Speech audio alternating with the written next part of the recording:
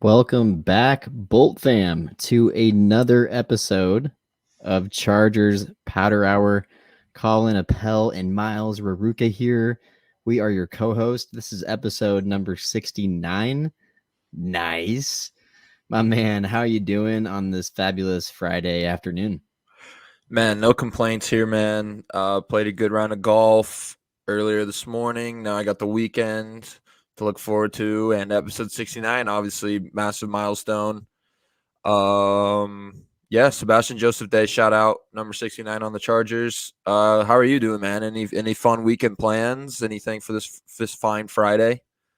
Dude, doing great. Just chilling, man. Just enjoying the beautiful weather that has been in the Midwest over the last few days. Getting out, doing some golfing. We actually went golfing this last weekend, so enjoyed that. I think you beat me, but I don't really think we were keeping track too hard. So we'll have to have a little friendly rematch here sometime over the summer. Chargers Powder Hour golfing event. Stay tuned. Yeah, maybe we can get Justin Herbert or Keenan Allen to tag along. Tiger Since, Hoods, Keenan Allen, baby. since they So like to. All right. Here's a question for you. Who would win two-man scramble, like 2v2? Me and Justin versus you and Keenan. Oh, me and Keenan are wiping, dude. No way, dude. Well, see, here's the thing: is I don't know. I know that both of them can play golf, Keenan and Justin, but I don't know I don't know whose handicap's better between the two. I know that they're both pretty decent. Yeah, it's funny because I know Herbert has a reputation on the team for being one of the best golfers, but I know Keenan also does as well. So that would be honestly probably a pretty even match. Could go either way. I'm I sure we know both there make was some shots. We'd probably both get bailed out a fair amount as well. yeah, no kidding. There was one former NFL Stars podcast. I can't remember who it was, but he was going through. I think it was on Bussin' with the Boys, but it was somebody was going through the list of good golfers in the NFL, and Keenan's name got brought up as a top option for people that he had played with. So me and Tiger Hoods, man, I think we can get it done. I think so, man. Maybe, but I doubt it. I don't know. Depends on the course, depends on the conditions. So Yeah, are we talking like Augusta National, or are we talking just like a average public golf course? I would hope average public because Augusta National lead us both alive. Probably all of So us. Yeah, for sure. Anyways, man, I see that you're sipping on something. What you got there? I got the Coors Banquets going on. Ooh, fancy. I got a case of them a few weeks ago, not a few weeks ago, last weekend, and I still got a few left. So polishing one off, just getting the night started. Big Friday night, nice weather. Huge Friday So night. gonna probably be the first of many. Sorry, I had a Line and Kugel summer shandy on the golf course. So I guess I'm on number 2 for the day. But Nice. yeah. What are you Good drinking stuff, over there, man. man? I got the good old classic Modelo over here. I had some stuff in the fridge, but I drank most of it last weekend. And again, this is just what happens to be left. So I think that's a common theme here on the pod. Basically, whatever's left in my fridge at the time of recording is what I rock with. So I need to be better prepared and maybe picking a few different types of beers to try out. But um, yeah, can't go wrong with the good old cerveza. And I wish I was drinking one on a golf course right now. Dude, I'm ready for another round, man. I already played my 18 this morning. I could go 36. I could go 72, man. I could do it all today, man. Especially, I mean, it's blowing. If you guys, Yeah, if our listeners in the Midwest know anything, you know when it's 80 outside, you're having at least 30-mile-an-hour gusts. That's just how it kind of works. But yeah, man, I would be very down for another round of golf for later today. But that's just not the reality of the situation, unfortunately. it is not. But we'll have to go soon. We'll definitely have to go soon. Um, so hey man, let's get caught up because it's been a couple weeks now, I think, since we've last recorded and talked Chargers football. But now I think before we head into today's main topics, I think we have to address kind of the. I mean, it's been front page news really for the Chargers, but really kind of around the NFL as well. We have to talk Austin Eckler. I know we've addressed it a little bit on previous episodes, um, but I think more has gone down since we've recorded. So, um, just wanted to get your takes. Does Austin Eckler's comments bother you at all? Um, are you sold on him being a long term Charger now, or do you think it's just done after this year and then both teams go their separate ways? But I mean, I know there's a lot to unpack, but just do his comments bother you at all? No, not really. I think that's one side of Austin that is really kind of cool to see as a fan. Is he's very, vocal about things like this contract situation, or how he performs on the field, injuries, recoveries, stuff like that. He's one of the few people in the NFL that really is able to kind of come out of that shell and let the fans know what's going on, especially with his importance in fantasy football, which I know a lot more people around the league care about. But yeah, no, it doesn't necessarily bother me.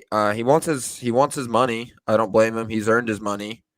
But we're just kind of in a tough situation right now that we just can't get him paid before this year. I don't know necessarily if it really sways me the way when it comes to whether or not he's a long-term Charger or not.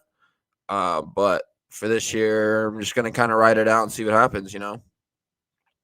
Yeah, and this is just my personal opinion. I think he finishes out this year, and then I think they both just go their separate ways, which honestly kind of sucks. But I think in the long run, the Chargers also have a really big opportunity in this year's draft class to not only replace Eckler, but to maybe even like improve the running game as a whole overall. And we'll get to that here in a bit when we talk draft and all that stuff. But the comments didn't really bother me either. I mean, actually, I suppose they did a little bit. I mean, just in the sense of I was shocked to kind of see him drag it out to this point. Like at one point, I was like, dude, just stop talking. Like, just shut up. It's going to be better for you. It's going to be better for the team. Like, if you want to improve your situation, I get it. Like, everyone agrees, like, you deserve more money.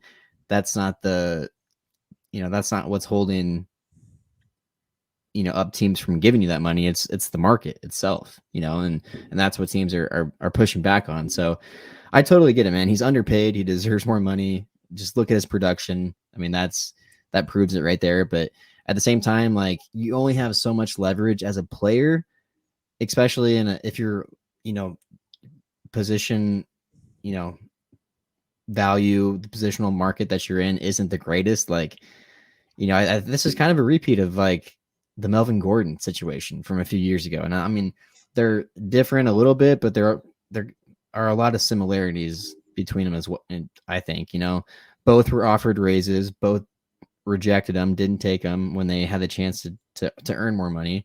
Both then came back and asked for more money. Both requested a trade, I believe.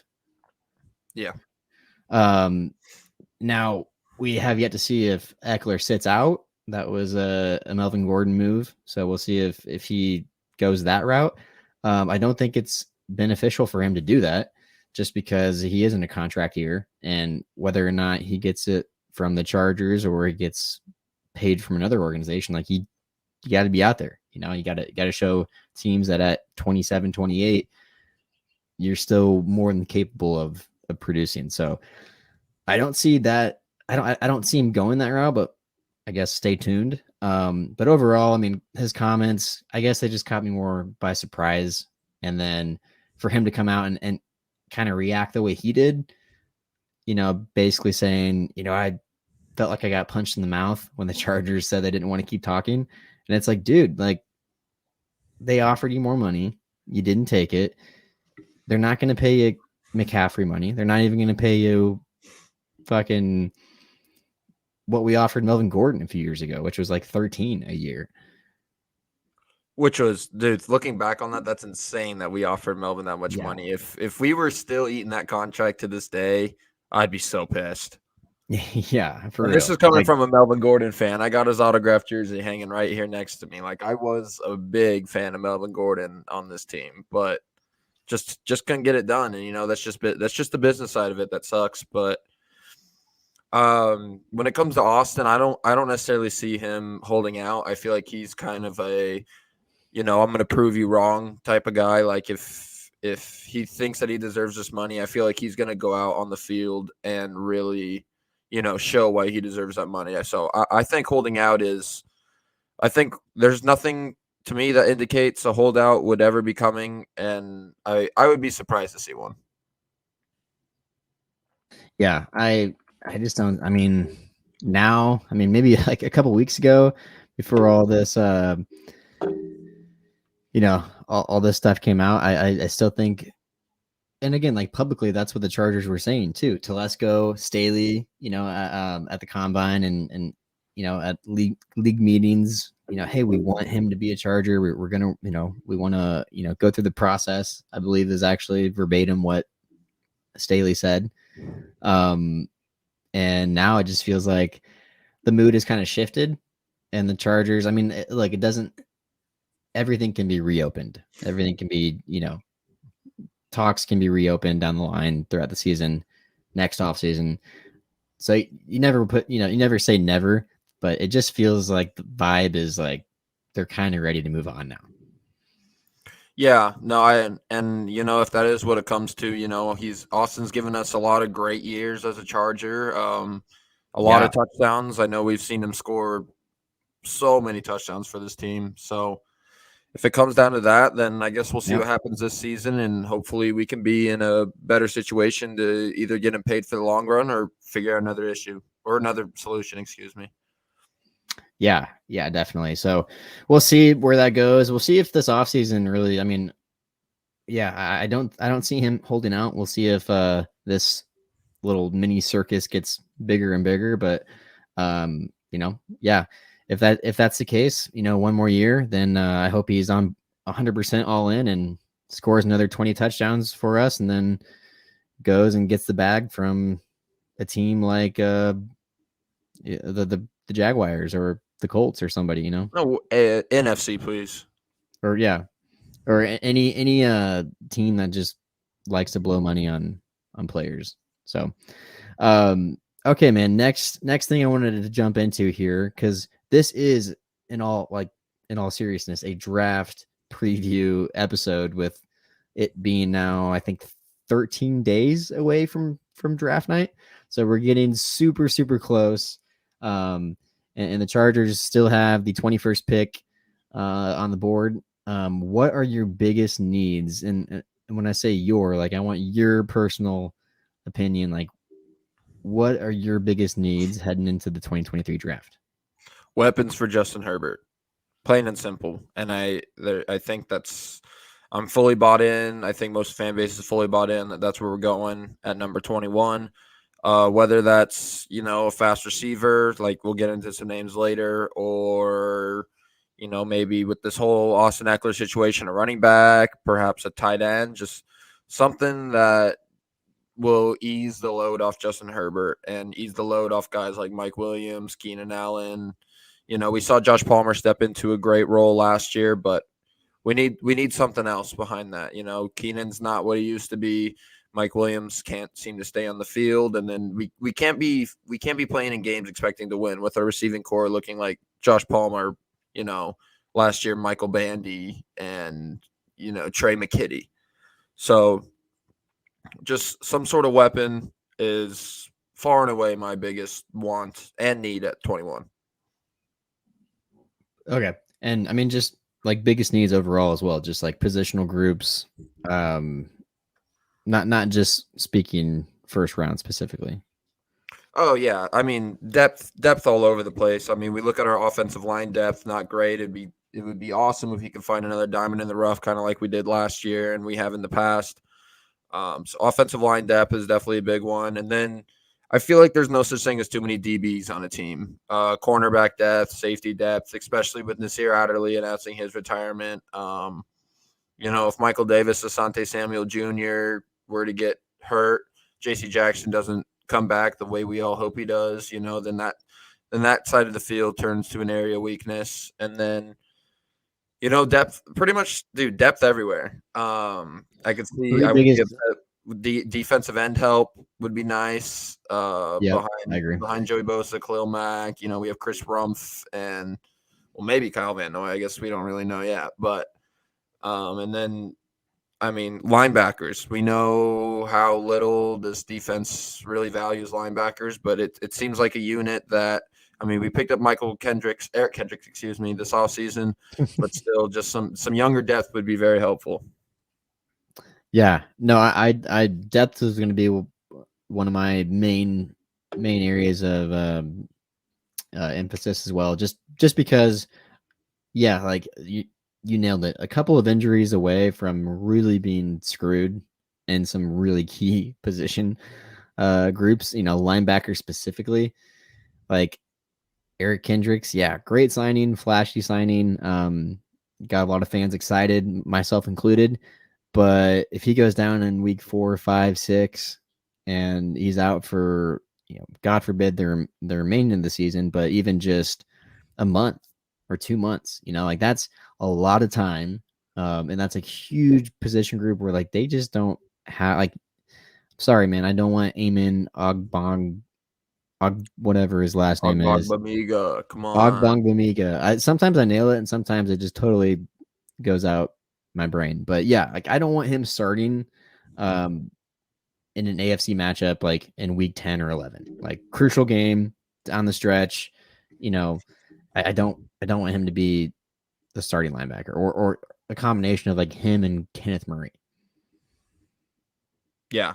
Or Nick No, Niemann or whoever, like, like no Troy Reader anymore. Like the depth there is terrifying. And you also nailed it with the defensive end depth. That for me, I'll talk about that here when we talk about first round picks coming up and like who we specifically like, because I think just looking at who's going to probably be available at the end of the first, there's a lot of edge prospects, which it might be really tough for Telesco to not go that route. But there's a couple options there. So yes, that's a big need for myself as well. And then yeah, I mean, we're going to probably agree on this whole segment because Nasir Adderley's gone.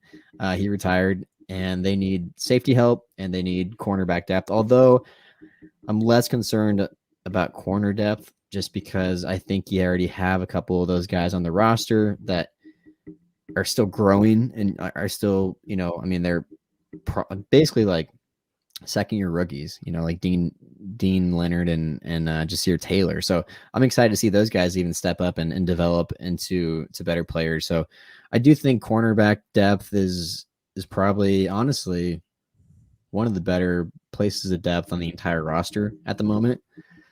Just off the top of my head, I mean, but yeah, I mean, safety they got to get that figured out because I know as much as Alohi Gilman shined last year, I know he's probably not the answer back there starting wise. So rotating him in 100%. I think he's deserved a bigger role for sure. I just wouldn't slot him in as a starter. So yeah, honestly, a lot of the depth for me comes on the defensive side. And then with the line, I do think they maybe get another Trey Pipkins or Jamari Sawyer later in the 4th, 5th, 6th rounds. Developmental pieces, project pieces. So I think they can address some of the line depth there. But for me, most of the depth comes on the edge position and linebacker. Yeah, 100%. Like you mentioned, I think we're going to agree a lot. Talking about some guys that we like. I think there's a lot of holes all over this roster. It's a very top heavy roster. Yep. And I think that we've seen that come into fruition in games like Jacksonville in the second half and places like that. So just a lot of depth that needs to be filled, especially on the defensive side of the ball. This is a side question, but is there a current contract on this roster that you would sacrifice, meaning like you would go back and not pay them, but split, like divvy their contract up to be able to keep 2 or 3 other role players around? Like, would you like And let's just say a few of those role guys. I mean, some of them are probably starters, but like Adrian Phillips and Rayshawn Jenkins and Kaiser White, like just think of those types of players. Like, would you have kept two or three of those guys around, but you sacrifice let's just say, Keenan Allen or Joey Bosa? I mean, when you're looking at our team talent wise, it's hard to not say yes to that question. I feel just because looking back on it, they were all kind of underrated on our teams, and we're finally starting to get recognition when they eventually headed off somewhere else. So I don't know. It's really tough to say because Keenan and Joey, those are our boys, those are our guys. We love those. We love watching those guys play. It's always sad when they're hurt or can't play, or it's Chargers football wouldn't feel like Chargers football without guys like that. But when it comes back into the whole winning aspect, it's really hard to say no to that question, just because key pieces like that are really the biggest difference between wild card teams and Yeah. Super Bowl contenders. So, Well, and yeah, I mean, it's a tough question. Just thought of it too. So props to myself for coming up with that on the spot. But yeah, I think honestly, like I probably would if it were the right contract. Just because my theory is if you're drafting really well every year, especially in rounds 1, 2, and 3, like you're getting talent, like young talent that's cheap and that you'll have guaranteed for 4, 5 years, and those can replace not only like your big contracts on your roster and push some of those guys out, but it's the whole reason why we were able to spend a shit ton of money last year with Herbert being on his rookie deal. But now take that and apply it to 3 or 4 other players on each side of the ball, and now all of a sudden, you have a complete roster, and then you have money to go out and spend. I look at the Eagles roster, and I'm so envious of like what they've built there and how they've built it, because they have guys everywhere, and they have vets, they have young guys, they have rookies, they have they have at every stage of a career. Like they have guys, and like you said, like the Chargers roster, it is a nice looking roster on paper, but it's very top heavy. And so sometimes like just that lack of depth, especially, when it shines through with an injury, you just really, it's really tough to kind of not want a handful of those guys back. yeah, I 100% agree. Those are the key pieces. Those are, I mean, we're talking about the draft. Those are those key picks that Telesco's made that we've all been very happy with as fans, but just retaining them has just been such an issue, and it's really frustrating. But whatever, I guess we don't run the team, so I wish we did though. We'd probably have a Super Bowl by now, at for least real. maybe two, honestly. Well, I can tell you we wouldn't have blown a 27-point lead against the Jaguars, so Yeah, no, we say that, but Tom Telesco's probably like, yeah, shut the we fuck probably up, would have bro. never got up 27 if we were owning the team. So Yeah, no, 100%. We would have back to back to back championships by now. But anyways, let's jump into some more draft talk here. So round 1 coming up. This is a round 1 and 2 draft preview. I want to know, what is your round 1 wish list for the 2023 draft? And by wish list, give me your top 3 picks that you would absolutely love to see in powder blue come Thursday, the 27th. all right, so I mean, first off the list for me, you want me to go specific people or positions or No, it can be any position, just 3 guys that you absolutely love. all right. Doesn't even, I mean, look, it doesn't even have to be a position of need. It can be a guy that you love, and if you want to make a case for him to be drafted, then go for it. Yeah, right off the bat, number one prospect for me, very popular in a lot of mock drafts. we've had some problem really being able to extend the field on the outside, especially we saw last year Jalen Guy went down, torn ACL, and then just the lack of depth in that receiver room. Well, I shouldn't say we don't really necessarily lack depth, but our depth lacks depth right now, if that makes any sense, considering we were on so many second string guys last year. But yeah, Zay Flowers, Boston College, right off the bat, is my number one want at number 21. Uh, Like he's it. he's a smaller guy. He reminds me a lot of Kadarius Toney, and I love Kadarius Toney's game. Not as much now that he's on the Chiefs, but at Florida, I loved his film. I liked him in the very few games he played with the Giants. Just a really elusive guy. Can separate. Hopefully, can separate against some top level corners in the league, and he's got that outside speed that I think Justin Herbert would have just an absolute field day with. So, Zay Flowers is my number one guy, my number one receiver, number one overall person, number one for me. Wow. Okay.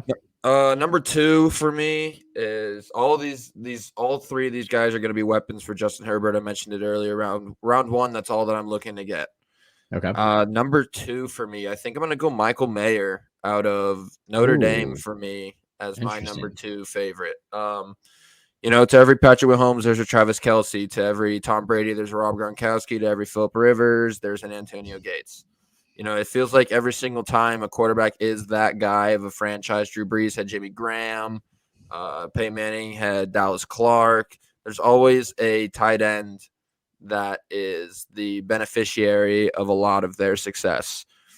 I think Michael Mayer is that guy. I really like his size. Not just that, I like some of his, I think he can be a lot more helpful in the run game. And I just feel like, it feels like right now we're just kind of bringing in tight ends every 1 to every 2 years. We went from Hunter Henry, now we got Gerald Everett, and Parham's really the only guy that's been on this roster for more than a year. I mean, McKitty, but he's trash. So, Michael Mayer, I think, is definitely a guy I think can stick around for a while, can really be that, Batman and Robin to Justin Herbert. And I would love to see him in powder blue come draft night. Love So it, man. Yeah. yeah, that's my number two. Number three, oh boy. Number three, I think to keep things fresh, I'm gonna go different position than wide receiver and tight end.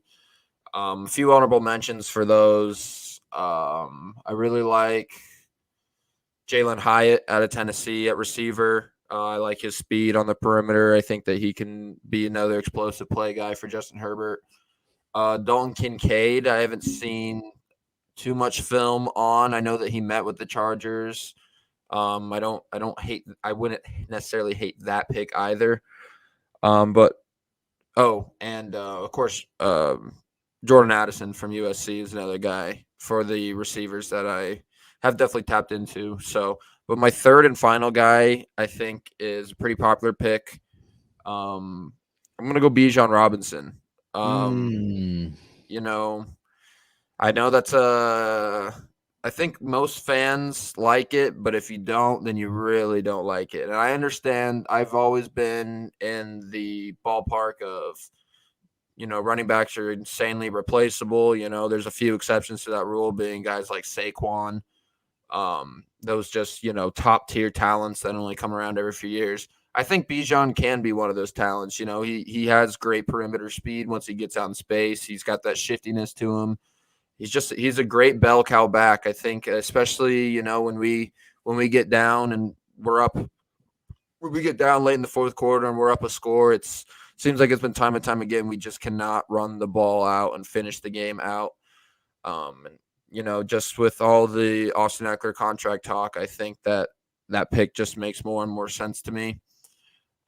Again, I think in the passing game, especially if Austin is going to be coming back this year, which all signs point towards he is, and we got to see how guys like Isaiah Spiller develop, and for real. Josh Kelly kind of stepped up last year. Who knows? Maybe he'll take another step up forward. So Bijan's my number three I love that. favorite prospect. So yeah, I love that. And I'll start my list off by agreeing with you 1,000%. I would love to see Bijan Robinson in powder blue.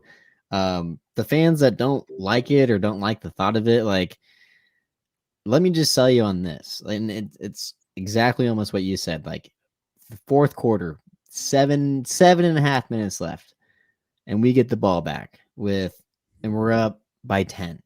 Or make it even more interesting. We're up by 9, right? Make it even more. No, we're up by 8. Fuck it, whatever. Like, just enough out. Like, still a 1-score game, but like they would have to get a 2-point conversion, right? So either way, you want to run the ball, run out the game, and just finish it, right? Who you hand the ball off to? How you gonna do that? You're gonna do a halfback draw for a yard, and for another 2 yards. Then it's 3rd and 7. Now it's like, fuck, dude. Here's the not the game, but like it's another moment where it's like, oh my god, this is so huge, It's like the right? Chargers are about a Charger. You Exactly. And then can't get it done. incompletion. Then it's like, oh my god. Then there's life. Then there's light. And it's like, not to say that you had to end the game right there, but even just one more first down takes another minute off the clock, which changes the entire complexion of the game. Like, just little things like that, that add up. And the Justin Herbert's never had that. Like, you talk about all these successful quarterbacks that have big time tight ends. Like, think of it, all the big ones that have big time running backs. Like, the first one that comes to mind is Joe Burrow, and Joe Mixon. Like, that's a great combination there. Um, you know, not, I mean, Patrick Mahomes right now doesn't necessarily have the best back in the world, but he's had production at that position in his time in the league. Whether it's been, God, who was the running back before Clyde? I feel like they Jamal had somebody. Charles. Oh, Kareem Hunt. Oh That's yeah, what I was Kareem thinking Hunt. of. Like, and then that Pacheco, like, he's not the sexiest running back, but he's like, again, he's a younger. He was a rookie on a rookie That dude's contract. gonna Like, be Pacheco's gonna be a stud. Unfortunately, yeah, dude. Like, I every time we played them and I've seen him, and every time I've watched their games, I'm like, dude, this guy just runs hard and he gets 5 or 6 yards when he needs it. I would love for the Chargers to have something like that on on their team. So yeah, Bijan for me at 21 would be a home run. Because then think about this, dude. For at least this 1 year, you have Bijan, Eckler, and then Kelly. Kelly's getting like the scraps, and then it's just Bijan on like, well, it's probably Eckler on like first down, and then like Bijan on like second and third, or I don't even know. Like, you could put them both in on all 3 downs. You could have 2 backs back there with Herbert. And there's so much possibility of what you could do. And then as a defense, both of those backs can catch out of the backfield. It would be a nightmare. I mean, what, you want to hand it off to Bijan for 6 yards, or do you want to dump it off to Eckler for 9?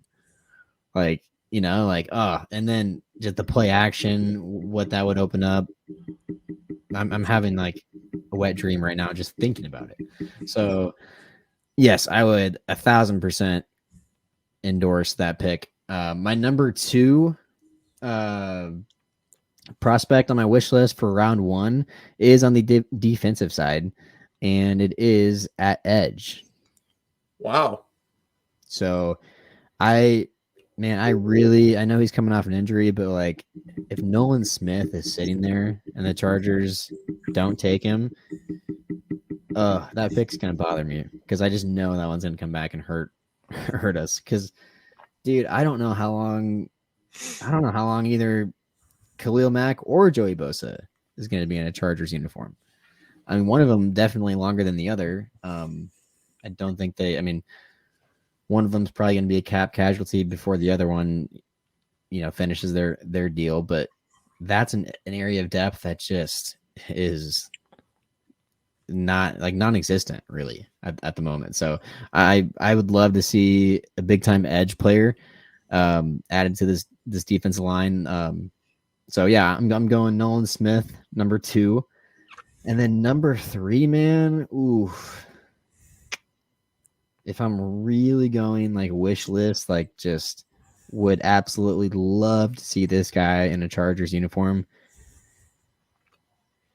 I have to go Dalton Kincaid, tight end out of Utah. Okay. Like you're talking Michael Mayer. I like him, but for me, you know, Kincaid is the most complete tight end in this draft, and I don't like. It was interesting that the Chargers brought back both Parham Jr. Um Gerald. and Gerald Everett because I'm just like, man, I don't. Maybe they probably don't go tight end this year just because that's a full room already, and I mean, I guess they could cut Trey McKitty probably somewhere down the road and, still rock with a three of like Kincaid, Parham, and Everett. That would be fucking nasty. Yeah. So that's always a possibility, I guess. But yeah, I mean, if we're talking straight wish list, that's one guy I would just absolutely be thrilled to see in powder blue. I think every Chargers fan has a side at this point in the draft, whether their side Team Kincaid, Team Mayer. Yeah, I think we can all come to the conclusion though that we need that guy at the tight end room. The guy that's gonna be the next Antonio Gates. That's gonna be here for. That's gonna be Justin Herbert's right hand man. That's gonna be here for as long as Justin is. So I'm happy we can agree on that.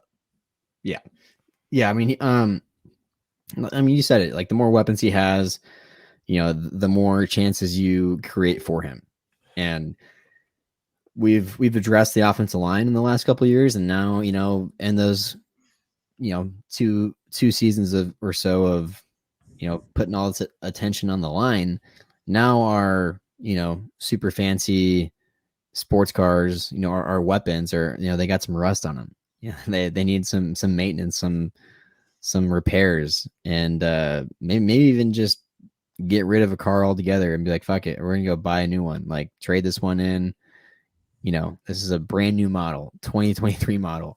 Yeah, and I think one thing that really excites me a lot about picking at 21 is especially with the addition of Kellen Moore. We saw the Cowboys use a lot of. This is just speaking on all offensive weapons entirely. We saw the Cowboys use a lot of Tony Pollard and Zeke Elliott. So especially even if Austin Eckler does stick around for some time to come, we need that guy. We need some guy to step up and be that Tony Pollard to that Zeke Elliott.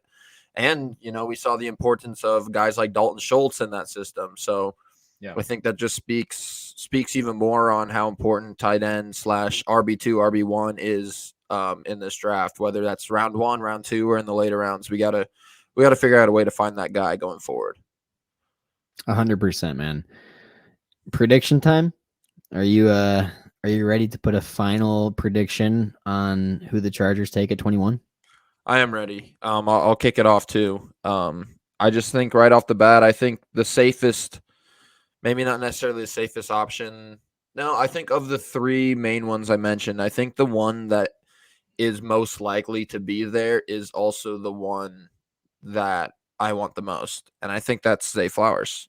And I think when draft night rolls around, I think Zay Flowers is my pick for the Chargers at 21. Yeah, it's just so interesting to see, like, I mean, the media build up leading up to the draft. And I mean, we know this at this stage, it's all smoke and mirrors, right? Teams deliberately will shit on a player so that they can fall to them. Like it's the mind fuckery that we have entered at this stage in the offseason it's like full blast. So we've heard, you hear stories in the past and you're just like, there's no way teams actually do that. But like, it happens. Like it's been confirmed. I feel like by multiple sources. And so I have no idea like what teams are, I mean, none of us do, have any idea of what teams are thinking. This is the time of year where I always kind of ask myself, is this player going to fall like a guy like Zay Flowers that you mentioned? And this is the reason I bring this up, because he's already had a roller coaster of like an offseason building up to the draft. Like most prospects do. Like there's this little 2-week window that everyone falls in love with them. Everyone's doing, showing their tape, showing their route tree. Oh my God, look at this guy, separation, speed, physical traits, right? And then it's like, then it cools down a little bit. Then the combine comes in, and like, we get some more data on these guys, and some guys, they just completely cool off. Then it starts to turn into a conversation of, oh well, he lacks size, or he lacks this, or they talk about it like everything that the prospects lack, and we're kind of in that stage right now where even the top quarterbacks, fuck, like there's nothing else to talk about, so people just go to picking on what these players can't do or what they do wrong. And I Yeah. feel like that is really what hurts a lot of these players' draft value at the end, because like a guy like Zay Flowers, who knows? Like you look back in a year or 2 years, and he's one of the best receivers in the league, and you're like, how the fuck did he not go top 10? And it's because teams fall victim, and we all do. Media, I mean, we fall victim to this game of like just second guessing ourselves. I mean, it happens every year. I mean, we saw the Eagles take Jalen Rager a pick before Justin Jefferson went. Yeah, I mean, and shit like like that happens every year. yeah, and you always go back and you see the redraft of this class, and it's like, God, how did so How many did teams Patrick miss? Mahomes not go number one? Well, it's because Right. some talent scouts value different things over other ones, and certain systems fit different players over. There's so many factors that take into Yeah. creating a draft board, knowing who's gonna go where. That is one thing I like a lot more about this draft is there is a lot more prospects that I like at where we're sitting this draft than there was last year when we were sitting at 17. I think early on, we had a lot of really hopeful guys that we weren't sure that were going to fall at 17. And then once 17 rolled around, we had no idea where the hell we were going to go with it. This year, I feel like there's so many, like, especially, receiver room or even just weapon wise, as we've been talking, is there's so many guys to go around. There's that one, that two, that three that we all want. But there's also a lot of guys that it's like, okay, well, we didn't get him because he went too early. So now we got this guy and we can make this work. So, Yeah. And I feel like last year is a good example too, even just like in most recent example of um no one. I mean, I'm not saying no one. Like Zion was definitely mocked to the Chargers, but not a popular mock. Like maybe a couple guys, like kind of like a fringe mock where you saw his name a few times, but there were definitely other names that you saw consistently mocked to the Chargers. And so I think the fans, I mean, me and you even, like, we were like, oh man, like we kind of thought there were a handful of players that they could have gone with. And then sure enough, everyone's off the board by the time we pick, and it ends up being Zion. And it ends up being a good pick, but also just kind of surprising because it wasn't really the like the sexy talked about pick leading up to the draft. So that very well could happen again in a couple weeks where, we talk about Bijan, we talk about, Mayer, Kincaid, Hyatt, all these guys that were like, oh, one of them, it's got to be one of them, right?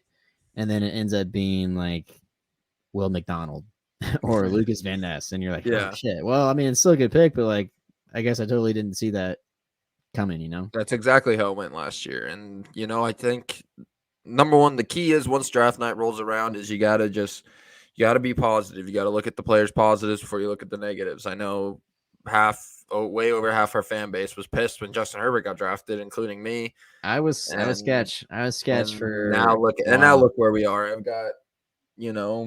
got 3 of his jerseys, whatnot, and like he's my favorite player to ever touch a football. So Yeah. It's round one always provides crazy moments, not even just for the Chargers, but just in general. Like there's going to be some crazy trades. I just know it. And I just love watching the draft. And I don't think we've taken the time to say this on air yet, but we will be there. I will be there at least. Are you going to be there? I will be there. Fuck yeah, dude. Unless like a test or something comes up from that Friday morning. But other than that, I will be there.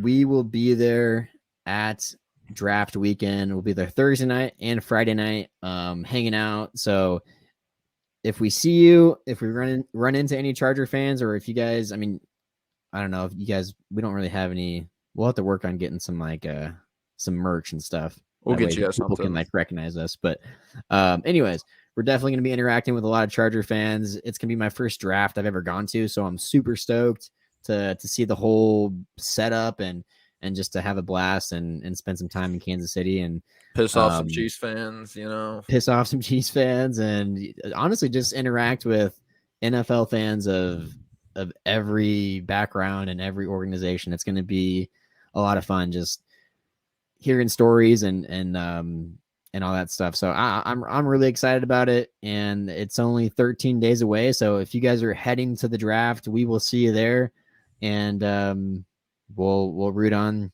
the Chargers for that 21st pick. Please let us know if you'll be there. We'll come say what's up.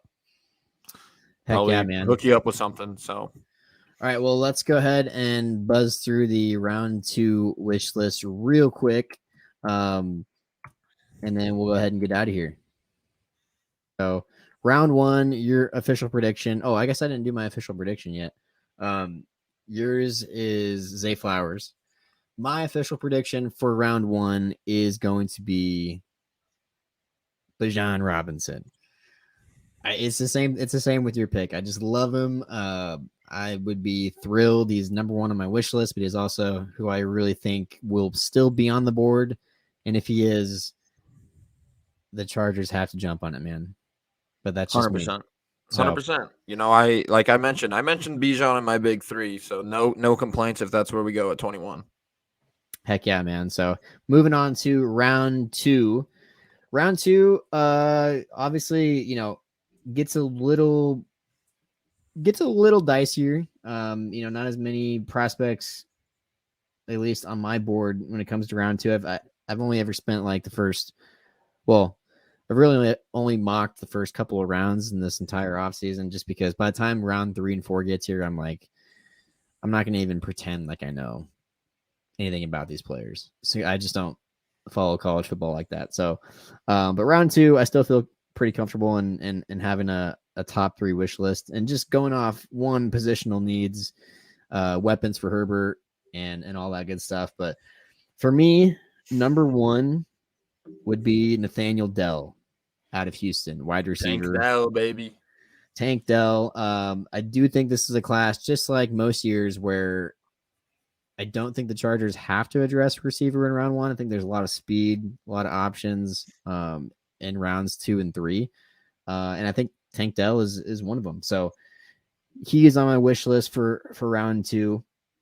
The next guy I have on my wish list is going to be the one and the only Travius Hodges Tomlinson. Let's go. Let's bring LT's nephew to the powder blue. Oh, I did not know that about him. I guess I could have put 2 and 2. I could have put 2 and 2 together now that I think about it, but I did not know that.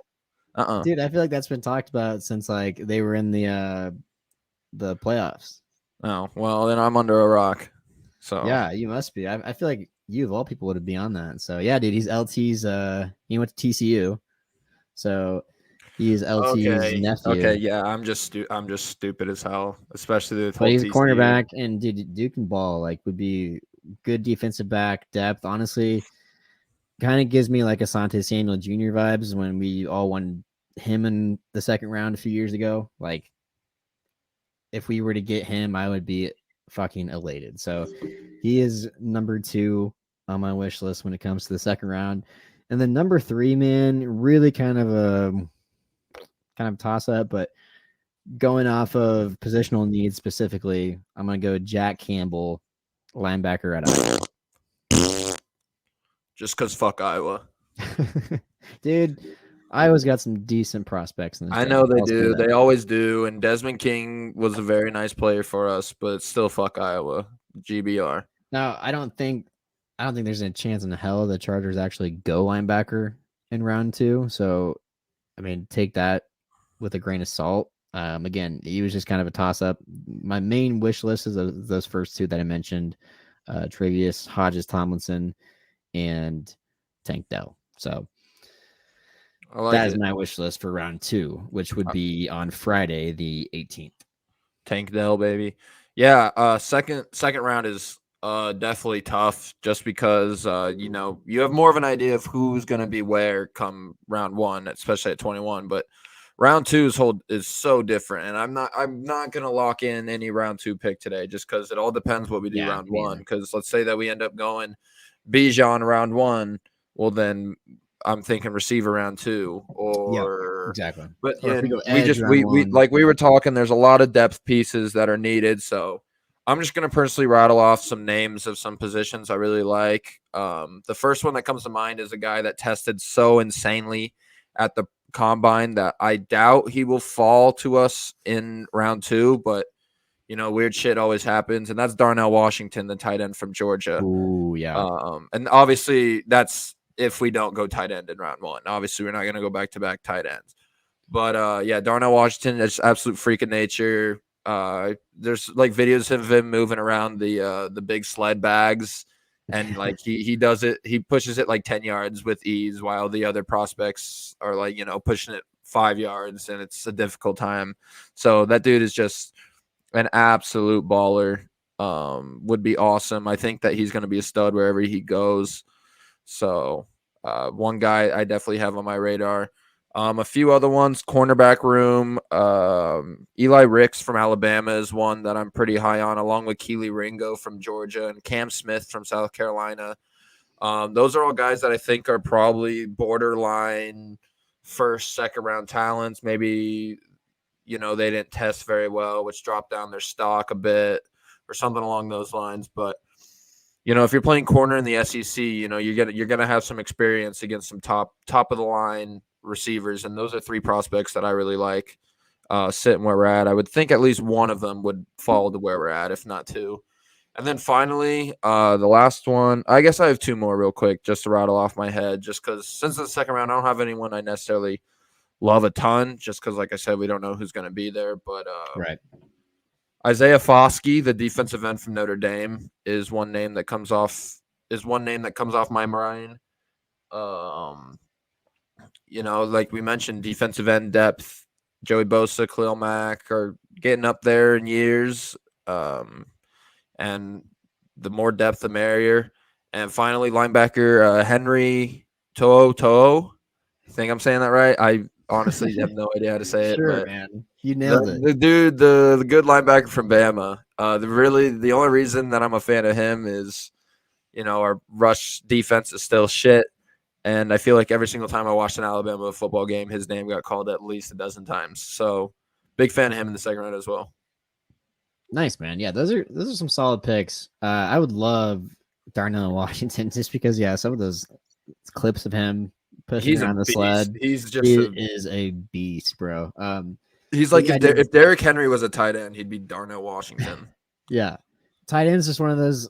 Again, because of the offseason that we've had, like before we brought back both Parham and Everett, like I even if we only brought back one of the 2, I think I would probably be my round one pick would probably be solidified tight end if it hadn't been for the fact that we brought back both those guys.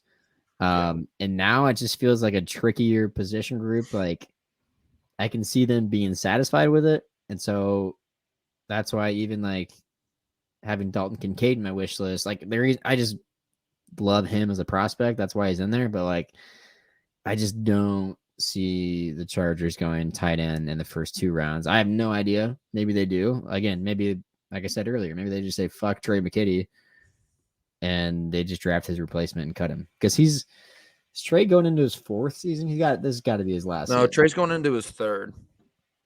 His 3rd. Fuck. I think he was Herbert's draft class. No. Yeah, he was on the Georgia team that won it, wasn't it? Yeah, I think so. Or no, when they lost to or no, when did Georgia win it in 2019? Yeah, that was the year that they beat. Yeah, that was the year that they beat Bama, or was that 2020? That might have been 2020. I don't know, but Trey McKitty's dog water anyway. So I mean, we saw them cut a 1st round pick in Jerry Tillery last year, so you would like to think that if they fell in love with a tight end at 21 and it fell into their lap, they could do the same. But yeah, I don't know. We'll see. But yeah, no, that good wish list, man. Any one of those guys, round 1, round 2, I think both sides I would be content with. And there's even a few guys that we probably didn't even mention that their names could be called. I could sit here and look through mock drafts and rattle off about Yeah. 40 names in Like, about 3 minutes that I'm who's interested going to in. be this year's Zion Johnson? Where we're just like, okay, good prospect, but just Like, don't know. totally did not see that coming. I kind of like it when you don't know jack shit about the guy. It's kind of an element of surprise. Obviously, we all have our favorites, but Yeah. you know, So yeah, man. Gosh, I can't wait. It's gonna be so much fun to be there in person. Draft night's gonna be insane. Yeah, I can't wait, man. It's gonna be a blast. yeah, man, it's come up fast. It feels like, I mean, obviously we got a long way to go still in this offseason, but it feels like that Jacksonville game just ended yesterday. So Yeah, and the draft is really kind of the turning point in the off season where it's like as soon as the draft is done, like it's like OTA seasons right around the corner, and then we'll the actually summer have stuff to talk about. mini camps. Like, yeah, we'll actually get some content of some players out in the practice field, even if it's just them in helmets and shorts. Like, fuck it, better. It's better than nothing at this point. So, good stuff, man. Anything else you want to add before we hop out of here? No, I think that's about everything. Make sure you guys hit us on all of our socials. Colin will shout those out though. So, but thanks for listening. Yes, sir. You guys can follow us on social media now on Twitter, YouTube, Instagram, and we're now even on Facebook, believe it or not. So we are everywhere now, and I believe all of our handles are the same. You can look us up at Powder Hour Pod LA, and or just type in Chargers Powder Hour Podcast, and you'll find us. We're on Spotify, Apple Podcast, Google Podcast.